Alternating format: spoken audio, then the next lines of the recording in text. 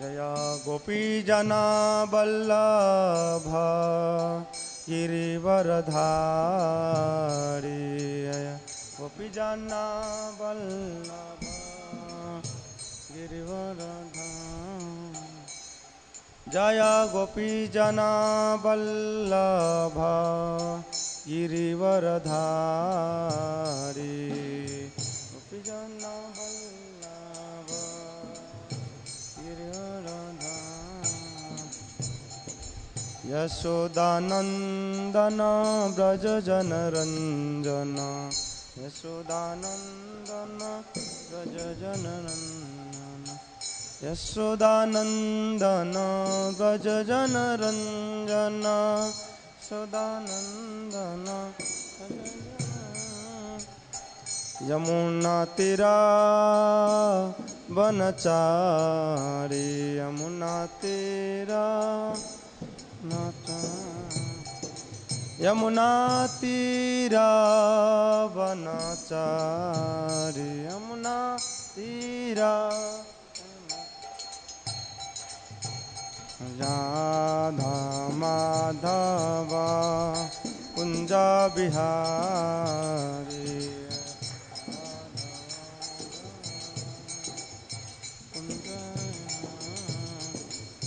हरे कृष्णा कृष्णा कृष्णा हरे हरे हरे राम राम राम हरे हरे हरे कृष्णा कृष्णा कृष्णा हरे हरे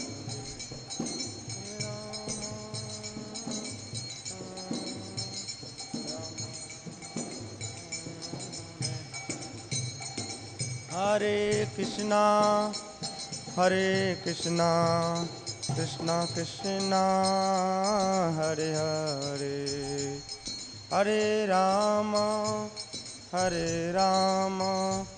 राम राम हरे हरे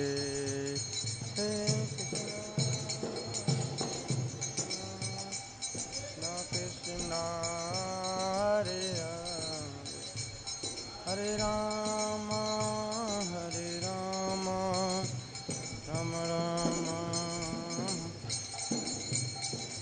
जय राधा पार्थ सारथी राधे पार्थ सारथी राधा पार्थ जय सीताराम लक्ष्मण हनुमान सीताराम लक्ष्मण हनुमान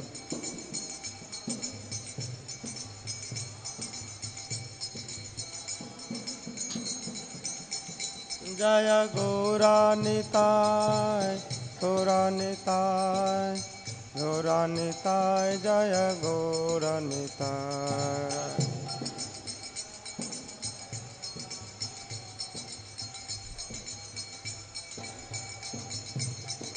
प्रभुपाद जय प्रभुपाद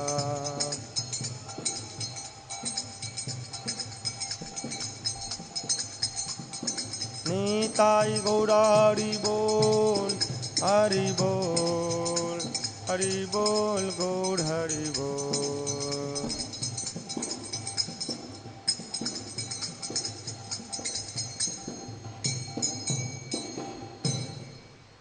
तय गौर हरि प्रेमानंदे जय ओम विष्णुपाद परमहंस परिव्राजकाचार्य अष्टोत्तर सत श्रीमती श्री भक्ति वेदांत स्वामी श्रील प्रभुपाद की जय जय ओम विष्णुपाद परमहंस परिव्राजकाचार्य अष्टोत्तर सत श्रीमद भक्ति सिद्धांत सरस्वती गोस्वामी श्रील प्रभुपाद की जय अनंत कोटि वैष्णव वृंद की जय नामाचार श्री हरिदास ठाकुर की जय प्रेम से कहो श्री कृष्ण चैतन्य प्रभु नित्यानंद श्री अद्वैत गदाधर श्रीवासादि गौर भक्तविंद की जय श्री श्री राधा पार्थ सारथी ललिता विशाखा गोप गोपिका श्याम कुंड राधा कुंड गिरिराज गोवर्धन महाराज की जय। ब्रजभूमि वृंदावन धाम की जय, मथुरा धाम की जय, नवदीप मायापुर धाम की जय, श्री क्षेत्र जगन्नाथपुरी धाम की जय। गंगा माई यमुना माई की जय, तुलसी देवी भक्ति देवी की जय। गंगा माई यमुना माई की जय, हरि नाम संकीर्तन की जय, ट्रांसडेंटल बुक डिस्ट्रीब्यूशन की जय। अयोध्यापुरी धाम की जय, बद्रिकाश्रम धाम की जय, द्वारकापुरी धाम की जय। श्री श्री निताई गौर सुंदर भगवान की जय। श्री श्री राधा पार्थसारथी ललिता विशाखा, श्री श्री सीताराम लक्ष्मण हनुमान की जय। जगत गुरु श्रील प्रभुपाद की जय। निताई गौर हरि प्रेमानंदे। सभी भक्तों की जय जयकार हो, हरे कृष्णा। सभी भक्तों की जय जयकार हो, हरे कृष्णा। सभी भक्तों की जय जयकार हो, हरे कृष्णा। सभी भक्तों की जय जयकार हो, हरे कृष्णा। गुरु और गौरांग की जय जयकार हो, हरे कृष्णा, हरे कृष्णा।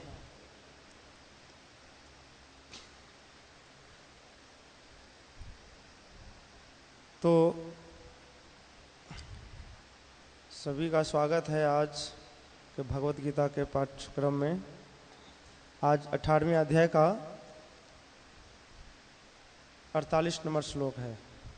आप सबके पास गीता तो नहीं है उधर? गीता दे। 18वें अध्याय का 48 नंबर श्लोक है।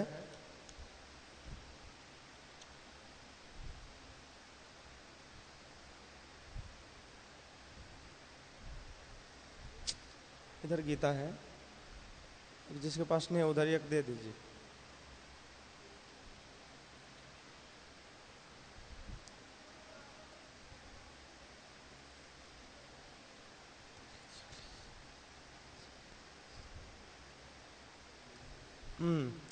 श्लोक उच्चारण करेंगे। सहजम कर्म कौन्तेय सदोषमपि न त्यजेत्, सर्वरंभा हि दोषेण धूमेनाग्निरिवावृताः। सहजम कर्म कौन्तेय सदोषमपि न त्यजेत्, सर्वरंभा हि दोषेण धूमेनाग्निरिवावृतः। सहजं कर्म कौन्तेय सदोषमपि न त्यजेत्, सर्वरंभा हि दोषेण धूमेनाग्निरिवावृतः।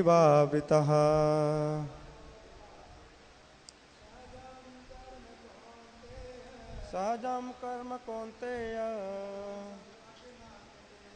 सदोषमपि न त्यजेत्, सर्वरंभा हि दोषेण धूमेनाग्निरिवावृता। आप सब में से कोई?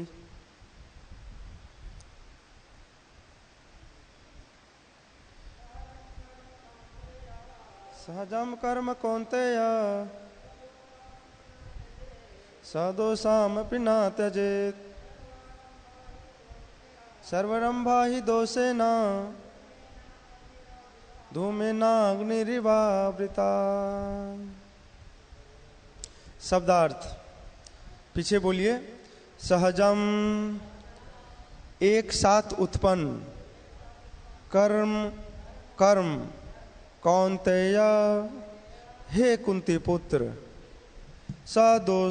सदोषम दोषयुक्त, अपि यद्यपि, न कभी नहीं, त्यजेत त्यागना चाहिए, सब आरंभा सारे उद्योग, ही निश्चय ही, दोषेना दोष से, धूमेना धुएं से, अग्नि अग्नि, इवा सदृश्य, आवृतः ढके हुए। अनुवाद जगतगुरु श्रील प्रभुपाद जी के द्वारा। जगतगुरु श्रील प्रभुपाद की। प्रत्येक उद्योग प्रयास किसी न किसी से आवृत होता है।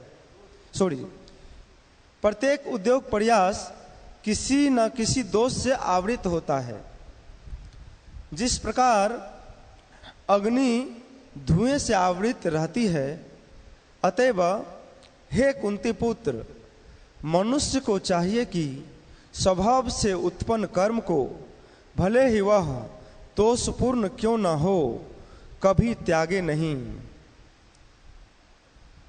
तात्पर्य,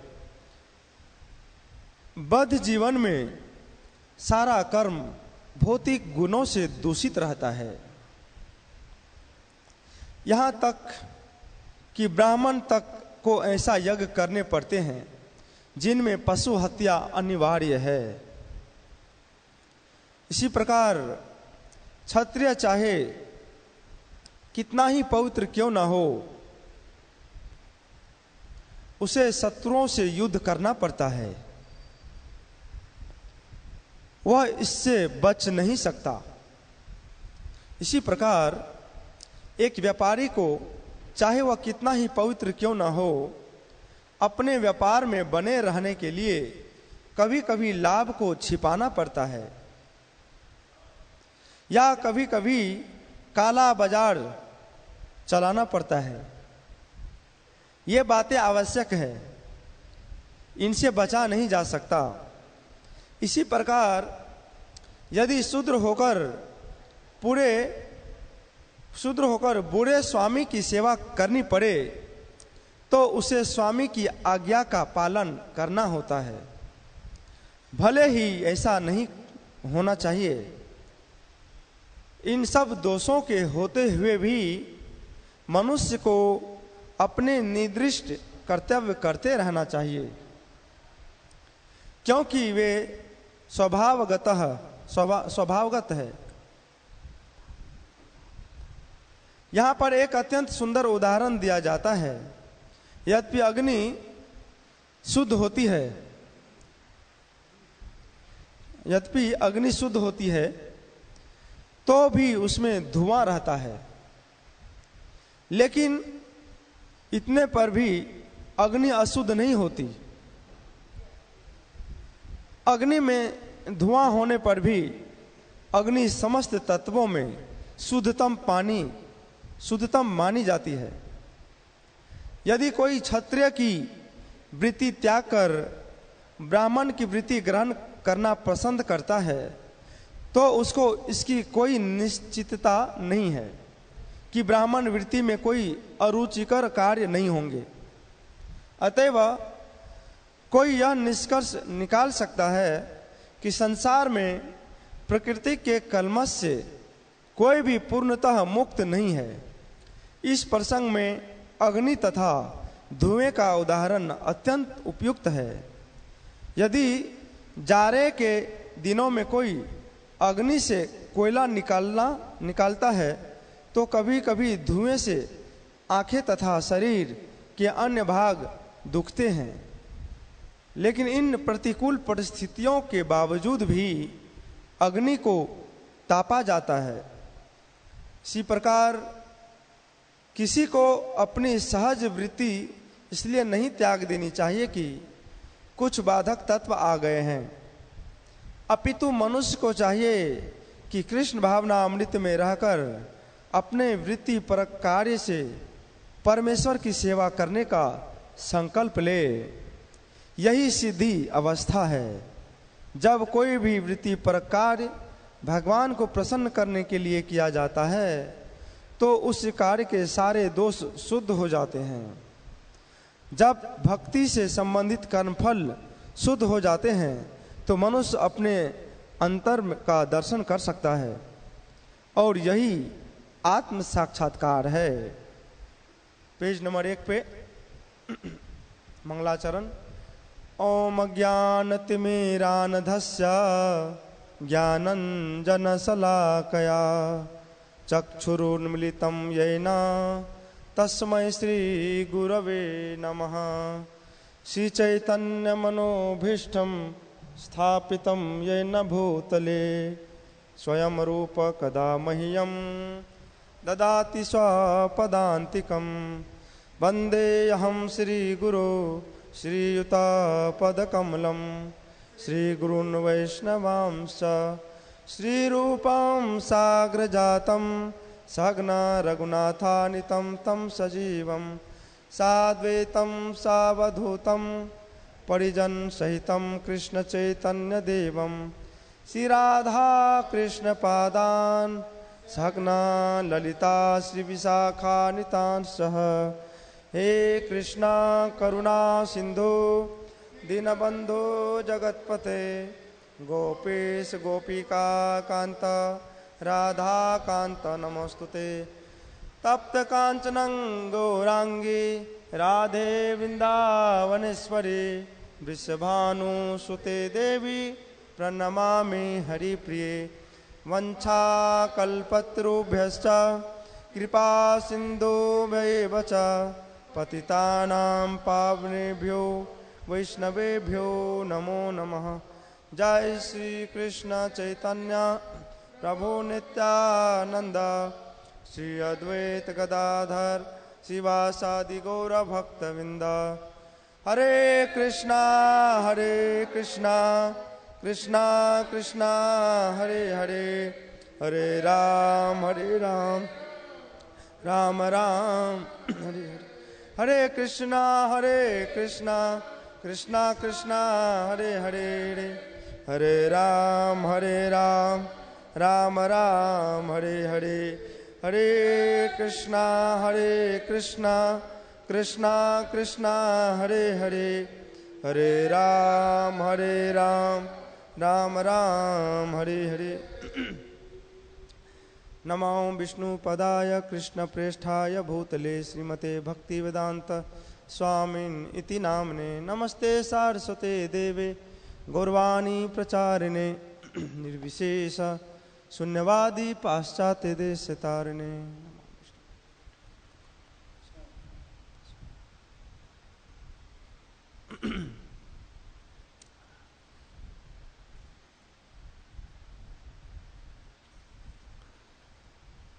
सहजम कर्म कौन्तेय सदोषोमपि न त्यजेत सर्वरंभा ही दोषेन धूमे नाग्नि रिवावृता। अर्थात प्रत्येक उद्योग यानी प्रयास किसी न किसी दोष से आवृत होता है, जिस प्रकार अग्नि धुएं से आवृत रहती है। अतएव हे कुंती पुत्र, मनुष्य को चाहिए कि स्वभाव से उत्पन्न कर्म को भले ही वह दोषपूर्ण क्यों ना हो कभी त्यागे नहीं।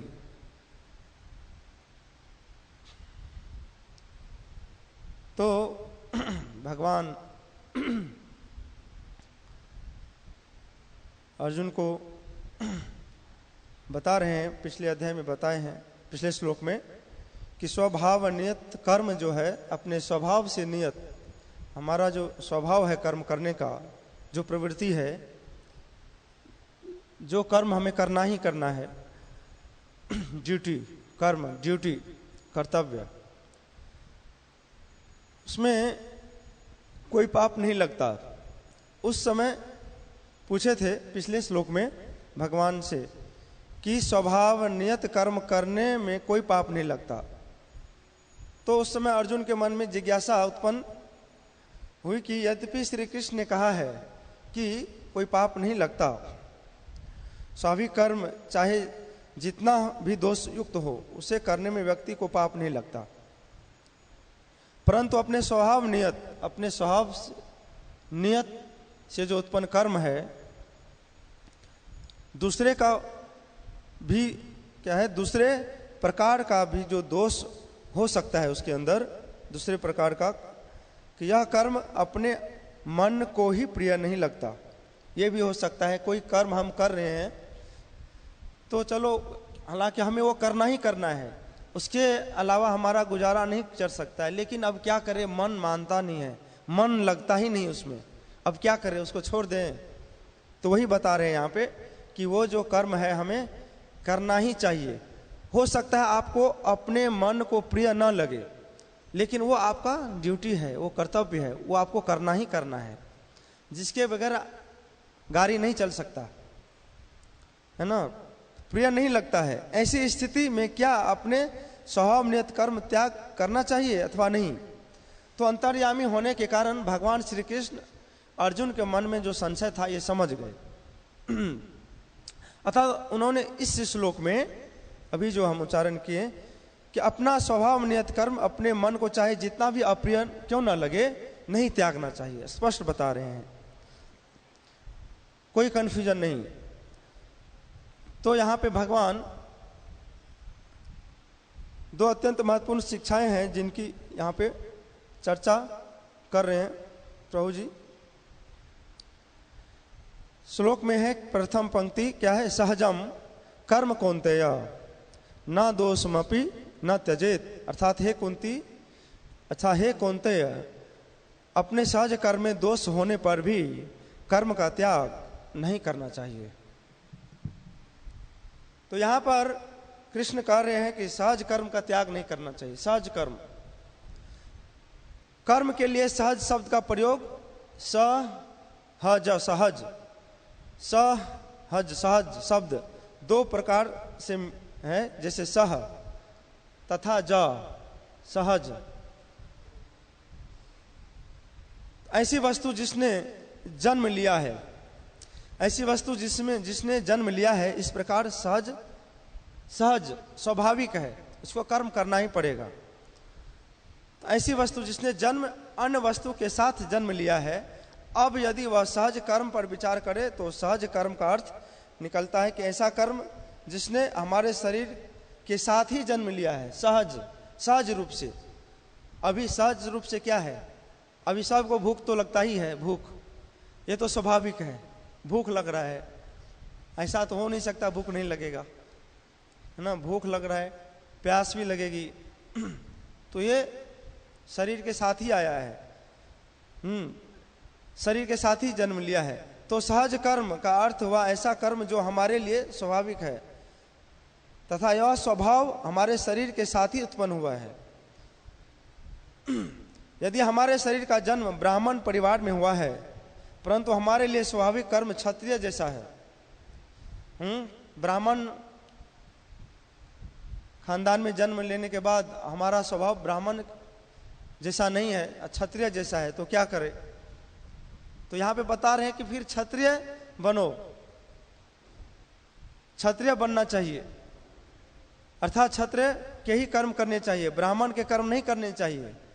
इसीलिए तो भगवान बता रहे हैं गुण कर्म, गुण कर्म विभाग सा, गुण और कर्म के आधार पर ये है। अब ऐसा है, इसीलिए जैसा हम देखते हैं कि कलो शूद्र संभव, इस कलयुग में तो वैसे सब शूद्र ही शूद्र है, लेकिन कोई शूद्र व्यक्ति भी शूद्र परिवार में भी जन्म लेने के बाद वो ब्राह्मण के गुणों को अनुकूल कर सकता है, कर सकता है नहीं, कई ऐसे उदाहरण है शास्त्रों में जो किए हैं। और ब्राह्मण के परिवार में भी जन्म लेने के बाद क्षत्रिय स्वभाव हो गया है, ऐसा भी हुआ है। तो यहां पर श्री कृष्ण कह रहे हैं कि हे कौन्तेय, व्यक्ति को अपने सहज कर्म में दोष होते हुए भी अर्थात अपने मन को अप्रिय होते हुए भी कर्म का त्याग नहीं करना चाहिए।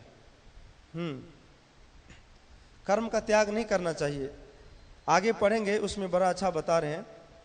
तो यहां पर श्री कृष्ण अर्जुन के लिए कौन्तेय शब्द का प्रयोग कर रहे हैं। कौन्तेय, कौन्तेय मतलब ऐसा व्यक्ति जो कुंती देवी का पुत्र है उसको कौन्तेय बोलते हैं। जैसे भगवान अर्जुन को संबोधित कर रहे हैं अलग अलग नामों से, उनमें से एक नाम है कौन्तेय, तो वह है कुंती पुत्र, इसलिए उसको बोलते हैं कौन्तेय।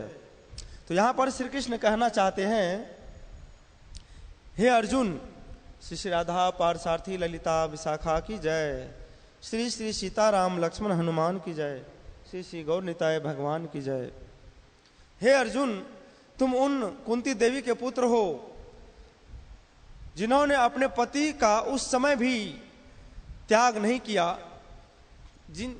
उनके अपनी माता का उदाहरण दे रहे हैं कि स्वभाव उनकी माता जो है एक समय ऐसी परिस्थिति में थी जो कि अपने उस कर्तव्य क्यों नहीं त्यागे, जो कि उनका स्वभाव था।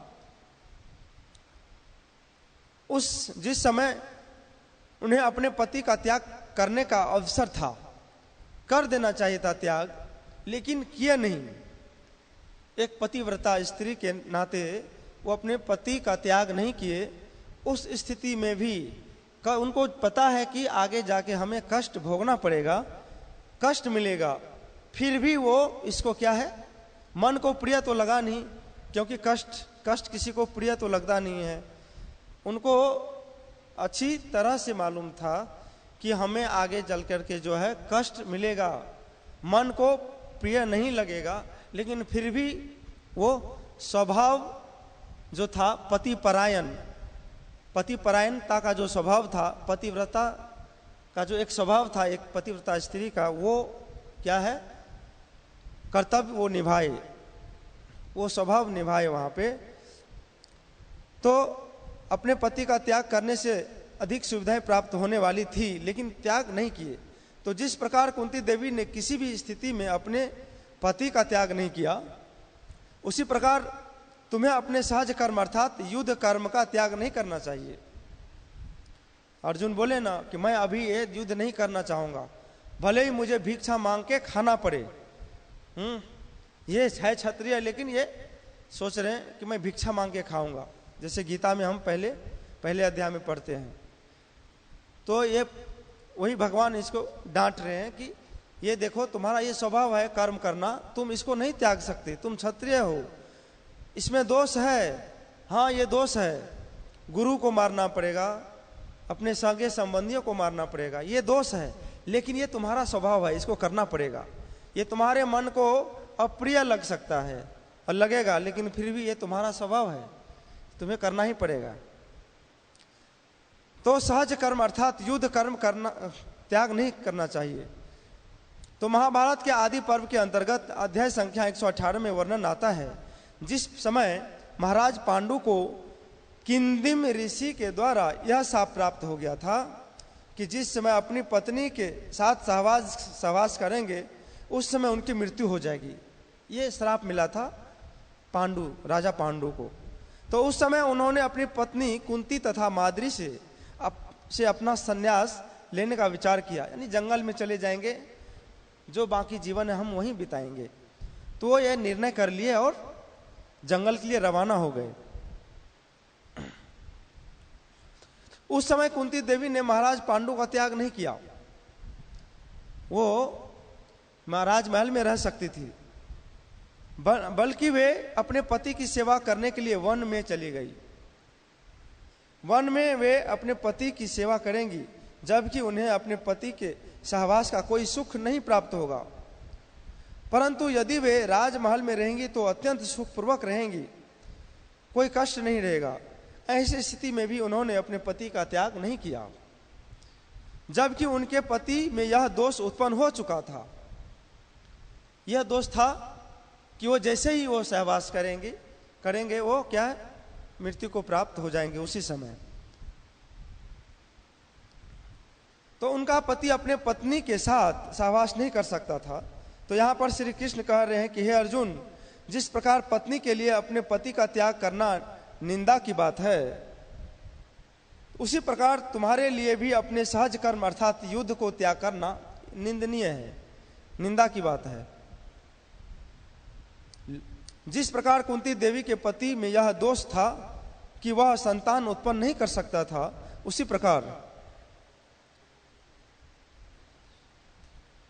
प्रकार तुम्हारे सहज कर्म में यह दोष है कि अपने ही स्वजनों की हत्या हो रही है। यह दोष है तुम्हारे कर्म में कि अपने स्वजनों की ही हत्या हो रही है। परंतु जिस प्रकार कुंती देवी ने अपने दोषयुक्त पति का त्याग नहीं किया, उसी प्रकार तुम भी अपने दोषयुक्त कर्म का त्याग मत करो। कई बार हम जहां भी है, हम अपना या आप सब जो भी जिस फील्ड में भी आप जहां भी कहीं रह रहे हैं, परिवार में या कहीं जॉब पे, तो आपका ये पर्सनल अनुभव है कि कई बार फ्रस्ट्रेट हो जाते हैं, करते करते यार क्या कितना करे, अब अब यही चीज़, हाँ, कभी कोई उल्टा सीधा बोल दिया, मन को अच्छा नहीं लगा, अब मन में आता है अभी छोड़ देंगे, थोड़ी दिनों का छुट्टी ले लेंगे या फिर कोई और कुछ और देखेंगे। थोड़ी देर के लिए ऐसा विचार आता है, लेकिन फिर हम क्या करते हैं, थोड़ा इसको सोचते हैं, तो फिर हम, क्योंकि वो हमारा स्वभाव नियत कर्म है, हम उसको त्याग नहीं कर सकते। हालांकि वो अप्रिय लगता है, और कई बार ऐसा विचार आने के बावजूद भी हमें करना पड़ता है। तो यही चीज यहाँ पे बता रहे हैं भगवान अर्जुन को कि तुम्हारे जो कर्म है, तुम्हारा जो ये कर्म है युद्ध कर्म, इसमें दोष है। धुएं का उदाहरण दे रहे हैं यहाँ पे भगवान। जैसे धुआं, अग्नि तो परम पवित्र है ना, अग्नि पवित्र है, लेकिन इतना पवित्र होने के बावजूद भी उसमें क्या है, धुआं है। गांव घर के जो माता जी सब है उनको ज़्यादा अनुभव है। आजकल लोग शहर में रहते हैं, उनको ज़्यादा अनुभव नहीं है कि चूल्हा कैसे जलाया जाता है। आंख में जब आंसू आता है तो पता चलता है। चूल्हा जलाते समय जब अग्नि उत्पन्न करते हैं तो अग्नि जब वो नहीं उत्पन्न होता तो उसको फूंक मारते हैं, और कई बार धुआं आंख में लगता है और उससे सच में पूरा शरीर में दर्द होता है, आंख से आंसू जाता है, बहुत आंसू जाता है। और इतना धुआं उठता है, जब वो आग पकड़ लेता है तो सारा धुआं गायब हो जाता है। तो ये यहाँ के लोगों को इसलिए ज़्यादा अनुभव नहीं है इन सब चीज़ों का, देखे सुने हैं, इसीलिए बता रहे हैं कि ये जो भागवत है या फिर ये भगवत गीता है, जो गांव घर के लोग हैं, गांव घर के रहने वाले हैं, उसको ऐसे ही समझ में आ जाएगा। तो उसी प्रकार तुम भी मुझे प्रसन्न करने के लिए अपने दोष युक्त कर्म को करो। कैसे करना है यहाँ पे भगवान बता रहे हैं, कर्म करो तो करना है ना। जैसे भगवान बता रहे हैं कि मामनुस्मर युद्ध च, मेरा स्मरण करते हुए युद्ध करो, मेरा स्मरण करते हुए अपना कर्तव्य करो, उसको हमें त्यागना नहीं है। तो यहाँ पर श्री कृष्ण कह रहे हैं कि यदि पत्नी को अपने पति में निर्धनता का दोष दिखाई देता है कि अरे मेरे पति के पास अभी धन नहीं रहा, तो ये नहीं कि छोड़ दे। ऐसा एक यहाँ पे आजकल के ज़माने में क्या हुआ, सच्ची घटना है, ऐसा तो आप सबके पास भी अनुभव होगा कि एक जो है लड़की शादी की एक लड़के से, वो थोड़ा धनी था तो शादी कर लिए, और उनका क्या है एक बेटी भी हो गया। और समय के साथ कुछ ऐसा हुआ कि उनका जॉब चला गया। तो ये क्या किए, ये जो लड़की थी जिससे शादी हुआ था, अब उनके पास पैसा नहीं रहा, ज़्यादा उनका डिमांड फुलफिल नहीं कर सकता, तो वो क्या किए, वो अपने पति को छोड़ दिए और वो दूसरी शादी कर ली। तो यहाँ पे बता रहे हैं कि हो सकता है आपके पति में निर्धनता का दोष हो, निर्धन हो, वो दिखाई देता हो, अथवा बुरे स्वभाव का दोष हो। कभी कभार हो सकता है आपको उल्टा सीधा बोल दे, कभी मारपीट करे, तो या मारपीट का उदाहरण जो है, जैसे पत्नी के ऊपर हाथ उठाना है ना, ये दोष पत्नी में, तो ये गांव घर में ही समझ में आएगा। आजकल थप्पड़ भी लगाते हैं तो तुरंत तलाक इसीलिए तो हो रहा है, सहनशीलता ही नहीं है, कोई ज्ञान नहीं है, इसीलिए तलाक पे तलाक हो रहा है आजकल। गांव घर में मैं देखता था कि पत्नी को पड़ोसी लोग कितना मारते थे तो भी वो घर छोड़ करके नहीं जाते थे, क्योंकि उनको ये शिक्षा मिलती थी कि अब हमारा जो है पति का घर ही सब कुछ है, पति परमेश्वर होता है। हालांकि गांव घर में इतने पढ़े लिखे नहीं होते हैं, लेकिन फिर भी इतना समझदार होते थे, ये मैं देखा हूं। तो उसी प्रकार व्यक्ति को अपने सहज कर्म नहीं त्यागना चाहिए। जैसे एक पत्नी का धर्म है अपने पति की सेवा करना, दुख में चाहे सुख में हो, हमेशा अपने पति का साथ देना। भगवान की खुशी के लिए, भगवान की खुशी के लिए ये करते रहना चाहिए। तो इसमें थोड़ा दोष दिखाई दे सकता है, तो हमें क्या करना है, उसको अवॉइड करना है। तो उसे अपने सहज कर्म का त्याग नहीं करना चाहिए, बल्कि उसे श्री कृष्ण की प्रसन्नता के लिए सहज कर्म को करते रहना चाहिए। भगवान की प्रसन्नता के लिए, भगवान की प्रसन्नता के लिए अगर हमें कष्ट भी अनुभव हुआ तो क्या दिक्कत है। तो वृद्धावस्था का दोष होते हुए भी सुकन्या ने अपने पति का त्याग नहीं किया था। वृद्धावस्था, तो यहां पर श्री कृष्ण कह रहे हैं कि अपने सहज कर्म में दोष होते हुए भी कर्म का त्याग नहीं करना चाहिए। तो यह बात समझने कि स्त्री के लिए अपने पति की सेवा ही सर्वोत्तम है। चाहे अपने पति में दोष हो, यदि अपना पति कुरूप अथवा वृद्ध होने के कारण अपने मन को अप्रिय भी लगे तथा अन्य व्यक्ति युवक तथा सुंदर होने के कारण प्रिय भी लगे, तो भी स्त्री को चाहिए कि वह अन्य व्यक्ति को न स्वीकारे। हाँ, हमारे पति है, उसमें दोष है, कुरूप है, सुंदर नहीं है, कुछ और भी दोष है, लेकिन क्या है, हो सकता अप्रिय, उनका व्यवहार भी अप्रिय लगे, लेकिन इनका जो स्वभाव नियत कर्म है पति परायणता, उसे नहीं त्यागना चाहिए। हो सकता है दूसरे युवक हैं, जैसा अभी हम उदाहरण दिए थे, एक निर्धनता का दोष, और कई लोग तो ऐसे भी छोड़ देते हैं कि दूसरे, है ना, ये फेस के ऊपर आकर्षित होकर के अपने पति को छोड़ के दूसरे के साथ चले जाते हैं। तो यहाँ पे बता रहे हैं कि इस स्थिति में भी हमें नहीं त्याग करना चाहिए अपने पति का, और अपने जो स्वभाव नियत कर्म है करते रहना चाहिए। उसी प्रकार यहाँ पर श्री कृष्ण कह रहे हैं कि यदि अपना सहज कर्म अपने मन को चाहे जितना अप्रिय लगे, अप्रिय, एक प्रिय होता है, एक अप्रिय होता है, अप्रिय लगे तो वो क्या है, क्योंकि वो हमारा स्वभाव है, अब करना ही करना है, तो हमें वो छोड़ना नहीं चाहिए। यदि अपना सहज कर्म अपने मन को चाहे जितना प्रिय लगे तथा अन्य कर्म चाहे जितना भी मन को प्रिय लगे, परंतु व्यक्ति को अपना सहज कर्म करते रहना चाहिए। भागवत के 9वें स्कंद के अंतर्गत अध्याय संख्या 3 में वर्णन आता है कि जिस समय राजा सरियाती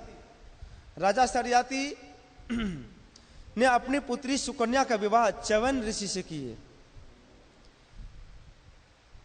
उस समय च्यवन मुनि के अंदर पहला दोष तो यह था कि वे कुरूप थे।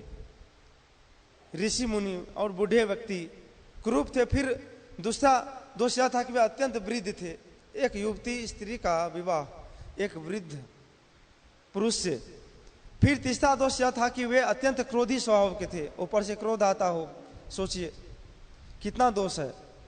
आजकल लोग कुंडली मिलाते हैं, बहुत कुछ मिलाते हैं, देखते हैं हाँ कि ये सही बैठेगा कि नहीं बैठेगा, मांगलिक है, एक दूसरे का मन मैच करेगा नहीं करेगा, बहुत कुछ देखते हैं लोग। लेकिन यहाँ पे कितना दोष है, यहाँ पे कितना दोष है, क्रोधी भी होते हैं। परंतु सुकन्या ने अपने पति में इन सभी दोषों के होते हुए भी अपने पति का त्याग नहीं किया। सहनशीलता बहुत ही जरूरी है। जब तक हम भगवान के भक्त नहीं बनेंगे तब तक सहनशीलता नहीं आ सकता। तो सुकन्या को यह अवसर प्राप्त हुआ कि वह 2 अश्विनी कुमार तथा एक उसके पति, इन तीनों में से किसी एक को चुन ले।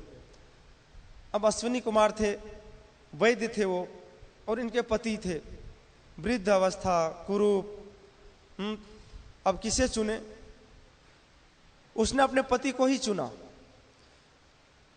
तो अपने, यद्यपि अश्विनी कुमार देवता के वैद्य थे, तो जिस प्रकार स्त्री का पतिव्रता इसी बात पर निर्भर है कि वह दोषों के होते हुए भी अपने पति का त्याग ना करे। दोषों के होते हुए भी अपने पति का त्याग ना करे। उसी प्रकार श्री कृष्ण की दृष्टि में पतिव्रता इसी बात पर निर्भर है कि व्यक्ति दोष होते हुए भी अपने सहज कर्म का त्याग ना करे। व्यक्ति अपने सहज कर्म का त्याग ना करें। भगवान ये उपदेश दे रहे हैं, ये समझाना चाह रहे हैं। तो व्यक्ति को कृष्ण भावना भावित में रहकर अपना सहज कर्म करते रहना चाहिए। कई बार हम जॉब के दौरान भक्ति भी करते हैं, हम आते हैं और कई लोगों से कुछ सुनना भी पड़ता है भक्ति करते हुए। अभी क्या है, मेन जो हमारा स्वभाव कर्म है भक्ति करना है। हम यहाँ पे सब आए हैं भक्ति करने के लिए, इस दुनिया में आए हैं भक्ति करने के लिए, और सहज कर्म यही है हमारा भक्ति करना। ये तो समझाने के लिए है कि आप जिस फील्ड में भी हो, ब्राह्मण हो, क्षत्रिय हो, वैश्य हो, चाहे शूद्र हो, जिस किसी वर्ण या आश्रम में है, जो भी आपका स्वभाव नियत कर्म है वो उसको करते रहना चाहिए। इसके ऊपर भी है जो स्वभाव है, एक सहज स्वभाव है हर एक जीवात्मा का, वो है क्या, भगवान का भक्ति करना। वो हमें किसी भी अवस्था में नहीं त्यागना चाहिए, वो हमें करते रहना चाहिए। अगर हम ये भक्ति के लिए है, जो भक्ति से जुड़ चुके हैं उसके लिए, अभी तो हमें ये पता है, तो यहाँ पे बता रहे हैं व्यक्ति को कृष्ण भावना अमृत में रहकर अपना सहज कर्म करते रहना चाहिए। कोई भी कर्म आप कर रहे हो वो हमेशा करते रहना चाहिए। ये नहीं कि हम भक्ति में अब जुड़ गए हैं तो चलो भैया चौप गया साइड में, अभी बिजनेस नहीं कर रहे हैं जी, अभी तो हो ही है वही जो राम रचि राखा, ऐसा नहीं है। अभी आपको ये स्वभाव, आपका नियत कर्म है, बिजनेस करना है, आपको करना चाहिए, ठाकुर जी के लिए करना है, कीजिए। तो यहाँ पर श्री कृष्ण कह रहे हैं कि व्यक्ति को अपने सहज कर्म का त्याग नहीं करना चाहिए। जो आपका कर्तव्य है, जो ड्यूटी है, उसको हमें त्याग नहीं करना चाहिए। इस श्लोक के तात्पर्य में श्रील प्रभुपाद लिखते हैं, किसी को अपनी सहज वृत्ति इसलिए नहीं त्याग देनी चाहिए कि कुछ बाधक तत्व आ गए। अरे अभी क्या है कि इस जॉब में मुझे बहुत कठिनाई हो रही है, चलो त्याग देते हैं, कोई जॉब है भी नहीं, क्या करें। नहीं, ऐसा नहीं है, करते रहना चाहिए। अपितु मनुष्य को चाहिए कि कृष्ण भावना अमृत में रहकर अपने वृत्ति परक कार्य से परमेश्वर की सेवा करने का संकल्प ले। जिस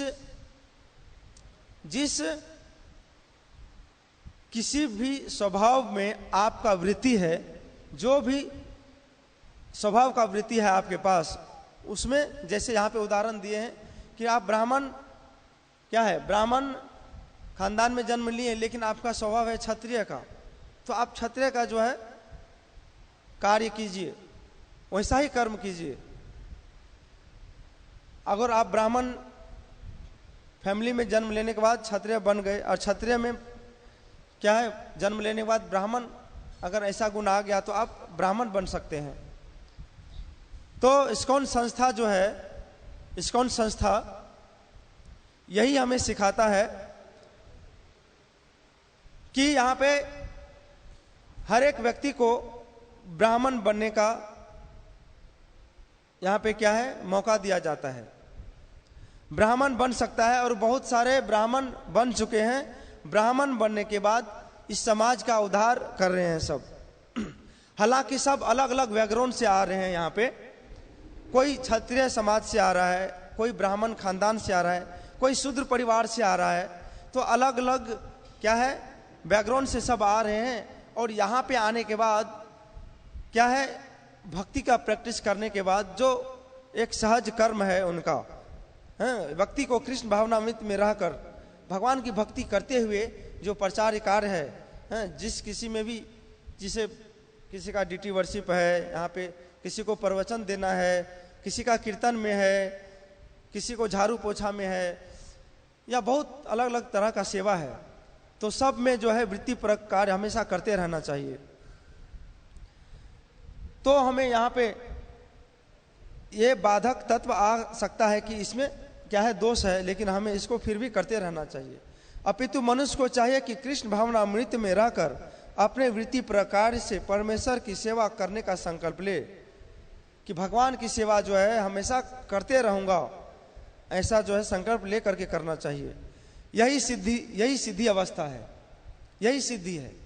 सिद्धि का मतलब ये नहीं है कि हाँ भैया पूरा एकदम कोई जादू टोना हम सीख जाएंगे या हम अपने आप को लुप्त कर लेंगे, वो सिद्धि है नहीं।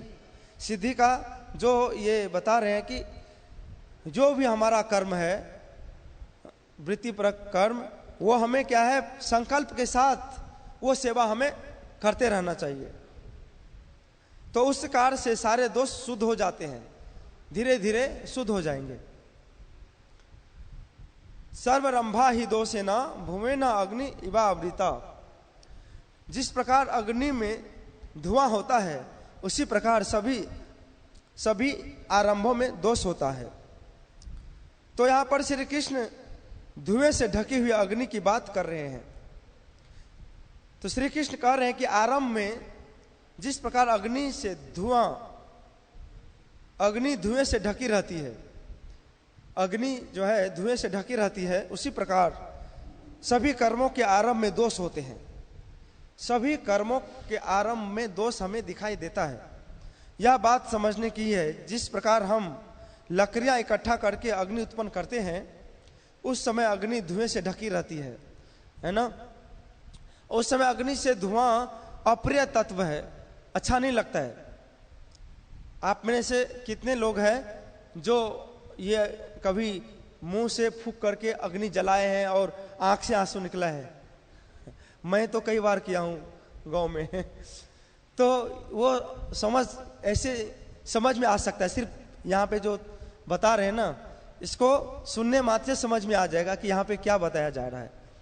कि उस समय अग्नि धुएं से ढकी रहती है, उस समय अग्नि में जो धुआं अप्रिय तत्व है, अच्छा नहीं लगता है बिल्कुल, उसकी मात्रा इतनी अधिक होती है कि उस समय धुआं ही धुआं दिखाई देता है, धुआं ही धुआं, जो हमारी आंखें में बाधा उत्पन्न करता है। परंतु आगे चलकर अग्नि प्रज्वलित होती है तथा अग्नि धुएं से रहित हो जाती है, धुएं से रहित हो जाती है। उसी तरह से हमारा जो दोष रूपी कर्म जो दिखाई देता है थोड़ा बहुत, ये कर्म करते करते करते करते वो दोष भी चला जाएगा, वो दोष दृष्टि भी चला जाएगा। जो अप्रिय जो मन को लगता है वो प्रिय लगने लगेगा धीरे धीरे। हाँ, कर्मशः वो धीरे धीरे वो ऐसा स्थिति होगा, अचानक से नहीं होगा। तो श्री कृष्ण कह रहे हैं कि प्रत्येक कर्म के आरंभ में हमारा अभ्यास न होने के कारण अनेक प्रकार की बाधाएं आती है, तथा ये बाधाएं इतनी अधिक भी हो सकती है कि कर्म तो बहुत थोड़ा होता है, कर्म थोड़ा होता है, लेकिन जो परिश्रम है आपको ज्यादा करना पड़े, ऐसा हो सकता है। जैसे चैंटिंग है, हम लोग करते हैं सुबह सुबह चैंटिंग करते हैं, हरे कृष्ण कृष्ण, नींद आ जाती है। अब उस समय ऐसा स्वभाव हो जाता है, इतना मतलब बिना सोए ऐसा लगता है कि जब तक हम सोएंगे नहीं हम मर जाएंगे। ऐसा अनुभव तो मेरा है, मैं बता रहा हूँ, दूसरे का तो छोड़िए। ऐसा लगता है, इतना अप्रिय लगता है कि अब तो माला साइड में, पहले रेस्ट, उसके बाद कुछ करेंगे।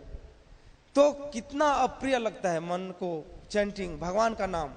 हालांकि पता है भगवान का नाम का महिमा, हम ये भी श्रवण करते हैं कि नाम का महिमा क्या है, नाम आभास का महिमा क्या है, नाम में रुचि जब आ गया तो फिर क्या महिमा है।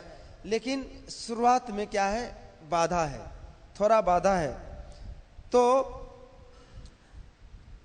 श्री कृष्ण यहाँ पे बता रहे हैं कि अभ्यास करते हैं तो जैसे नाम में अरुचि उत्पन्न, बहुत बड़ी जो अरुचि होती है बहुत बड़ी बाधा है वो। तो यह अरुचि उसी धुएं के समान है जो आरंभ में अग्नि को ढक देता है, यह अरुचि उसी तरह से है। आगे चलकर जिस प्रकार विधि का पालन करने पर अग्नि प्रज्वलित हो जाती है तथा उसमें धुआं नहीं रहता है, उसी प्रकार नाम का विधि पूर्वक अभ्यास करने से क्या है, विधि पूर्वक अभ्यास करने से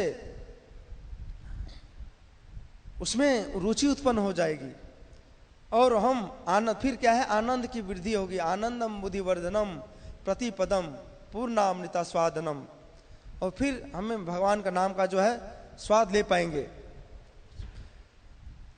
तो हमारा नाम जब धुएं से रहित अग्नि के समान प्रकाशमान हो जाता है, फिर ये बाधाएं फिर टल जाएगी।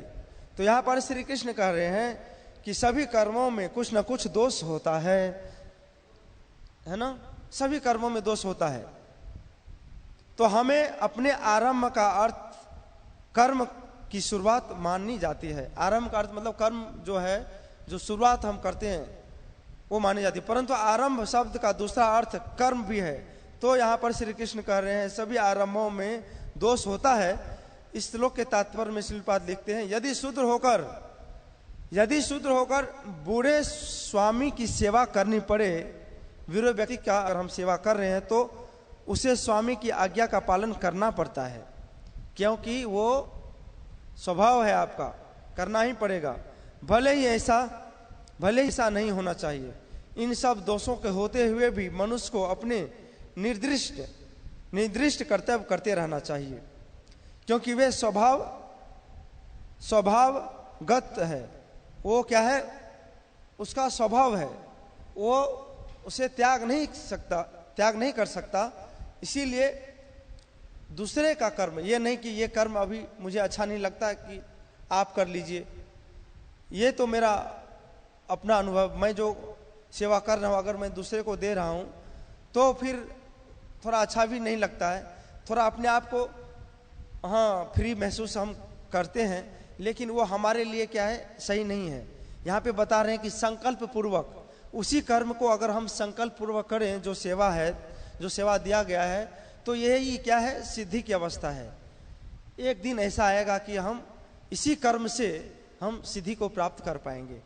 तो यही कर्म ही पूजा है, भगवान का स्मरण करते हुए करें। हरे कृष्णा। प्रभु जी बताएंगे और अच्छे से।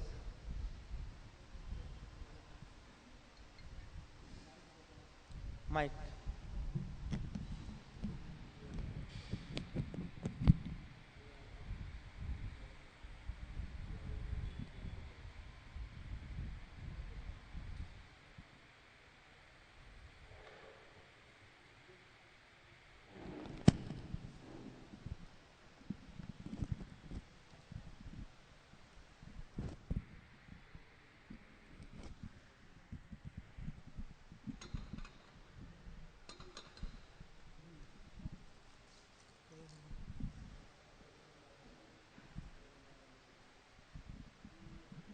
हरे कृष्णा। धन्यवाद। तो आज के श्लोक में भगवान कह रहे हैं, सहजम कर्म कौन्ते सदोषम अपनाति है, कि दोष होते हुए भी अपने सहज कर्म का त्याग नहीं करना चाहिए। तो सहज का मतलब वही स्वाभाविक कर्म है, जो कि भगवान ने गीता के 42, 43 और 44वें श्लोक में बताए हैं। 42वें श्लोक में कहा है, ब्रह्म कर्म स्वभावजम। कुछ ऐसे कर्म हैं जो ब्राह्मण के लिए स्वाभाविक हैं। 43वें श्लोक में भगवान ने कहा है, छात्रम कर्म स्वभावजम। कुछ कर्म ऐसे हैं जो क्षत्रिय के लिए स्वाभाविक हैं। और 44वें श्लोक में भगवान ने कहा है, वैश्य कर्म स्वभावजम। कुछ कर्म ऐसे हैं जो वैश्य के लिए स्वाभाविक हैं। और इस श्लोक की दूसरी पंक्ति में भगवान के लिए शूद्रस्यापि स्वभावजम। कुछ कर्म ऐसे हैं जो शूद्र के लिए स्वाभाविक हैं। तो अपने सहज कर्म को, अपने स्वाभाविक कर्म को दोष होते हुए भी नहीं त्यागना चाहिए, है ना। तो प्रभुपाद बड़े अच्छे उदाहरण देते हैं। ब्राह्मण के भी कर्म में दोष होते हैं, और क्षत्रिय के कर्म में, और वैश्य के कर्म में, और शूद्र के कर्म में दोष होते हैं, तो भी नहीं त्यागना चाहिए। लेकिन फिर भी आपत्ति काल में ये त्यागे जाते हैं। जैसे कि 5 पांडवों को जो है, जिस समय धृतराष्ट्र और दुर्योधन ने षड्यंत्र करके इनको लाक्षागृह में रखा और फिर आग लगवाई, तो कुंती और 5 पांडव जो है गुप्त रूप से निकल गए, अपने जीवन की रक्षा कर ली। और अब ये जो धृतराष्ट्र और दुर्योधन हैं, ये इनको हमेशा कुछ ना कुछ षड्यंत्र के द्वारा इनकी हत्या करना चाहते हैं। तो कुंती और ये 5 पांडव, इन्होंने अपने को ब्राह्मण के रूप में छिपाया। तो ये आपत्ति काल है, आपत्ति काल है। तो कभी अगर अपने जीवन के लिए संकट आ जाए और जीवन निर्वाह ही ना हो, तो जीवन निर्वाह के लिए आपत्ति काल में अपना जो सहज कर्म है वो त्यागना पड़ता है। तो ये जो 5 पांडव थे तो यद्यपि क्षत्रिय थे, लेकिन ब्राह्मण का जो है उन्होंने कर्म स्वीकार किया और भिक्षावृत्ति करते, तो भिक्षा मांग करके जो है अपना जीवन निर्वाह करते थे। तो ब्राह्मण का कर्म है, तो ये क्यों किया? आपत्ति काल में। तो आपत्ति काल में अपने जीवन निर्वाह के लिए ये सब करना पड़ता है। अन्यथा भगवान कहते हैं सहजम कर्म कौन्तेय सुदोषम न त्यजेत्, कि अपना जो सहज कर्म है वो दोष होते हुए भी नहीं त्यागना चाहिए। फिर भगवान ने बड़ी अच्छी उपमा दी है, सर्वारंभाय दोषेण धूमेन अग्निरिवावृता, कि जितने भी कर्म हैं सब उसी प्रकार से ढके हुए हैं दोष से, जिस प्रकार से अग्नि धुएं से ढकी रहती है ना। तो जैसे कि भगवान का नाम है और भगवान का चरित्र है, तो अगर हमारी रुचि नहीं होती है तो इसमें एक ये दोष दिखाई पड़ता है। हम अगर कृष्ण कथा सुनते हैं और माला का जप करते हैं और इसमें हमारी रुचि नहीं होती है, तो इस कर्म में क्या है? ये दोष है कि हमें सुख नहीं मिल रहा है, हमें रुचि नहीं हो रही है, तो ये कर्म दोष है। लेकिन रूप गोस्वामी क्या कहते हैं कि ऐसे दोष के होते हुए भी हमें ये कर्म करना चाहिए। उसी प्रकार से जैसे कि पीलिया का मरीज होता है तो वो मिश्री अगर खाए तो उसे कड़वी लगती है, तो ये दोष है। मिश्री में तो दोष है, कड़वी लगती है, वो क्यों खाता है? तो मरीज जानता है कि ये दवाई के रूप में है और ये जो मिश्री है इसमें जो कड़वापन का दोष है ये मेरी बीमारी के कारण है। लेकिन ये जो मिश्री है अगर मैं खाऊंगा तो मेरी पीलिया की बीमारी भी ठीक कर देगा और फिर इसका जो स्वाद है वो भी मिलने लगेगा।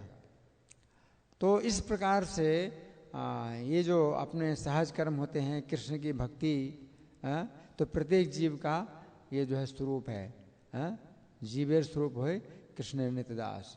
तो हम कृष्ण की भक्ति करें, कृष्ण का नाम और कृष्ण की चरित्र अगर हमारी रुचि नहीं होती है तो अविद्या की बीमारी हमें लगी हुई है ना।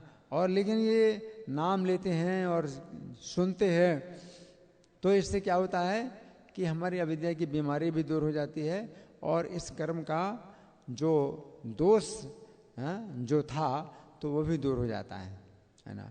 तो वास्तव में कृष्ण के नाम में कोई दोष नहीं है, कृष्ण के नाम में तो बहुत मधुरता है, कृष्ण के चरित्र में कोई दोष नहीं है, कृष्ण का चरित्र बहुत मधुर है। लेकिन हमें ये जो दोष दिखाई पड़ता है तो ये हमारी ही बीमारी है, अविद्या की बीमारी है। तो इसको जो है अगर हम लेते रहते हैं, नाम लेते रहते हैं, नाम लेते रहते हैं, तो एक दिन क्या होगा, अविद्या की बीमारी दूर हो जाएगी और नाम हमें मधुर लगने लगेगा। तो फिर भक्त क्या बोलता है, जेहवे रसज्ञे मधुर प्रिया त्वम सत्यम हितम त्वाम परमम वदामि आवरण यथा मधुराक्षराणि गोविंद दामोदर माधवेति।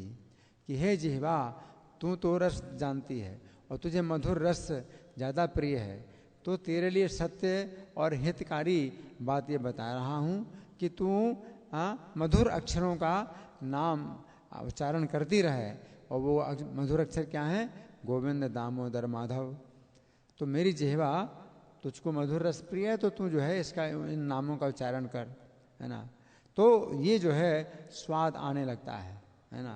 तो वास्तव में वो जो कर्म का दोष है वो वास्तव में वो कर्म में कोई दोष नहीं है, ये हमारी ही स्वभाव की कमी है, हमारे ही स्वभाव में दोष है कि ये जो कर्म है ये हमें लगते हैं, दोष जो लगते हैं।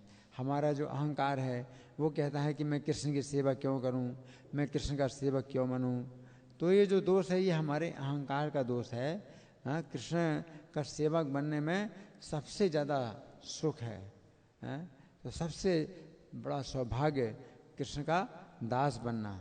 लेकिन हमारे जो है मन में दोष है, इसलिए हम सोचते हैं कि कृष्ण का दास बनना जो है बड़ा दोष है ना। तो ये जो दोष है ये वास्तव में हमें अपने इसी अभ्यास के द्वारा दूर करना है और इसका जो गुण है वो फिर प्रकट हो जाएगा। धन्यवाद। ग्रंथराज श्रीमद् भगवद गीता की जय, श्रील प्रभुपाद की जय, राधा पार्षार्थी ललिता विशाखा गौर निताई, सीताराम लक्ष्मण हनुमान की जय हो। हरे कृष्णा।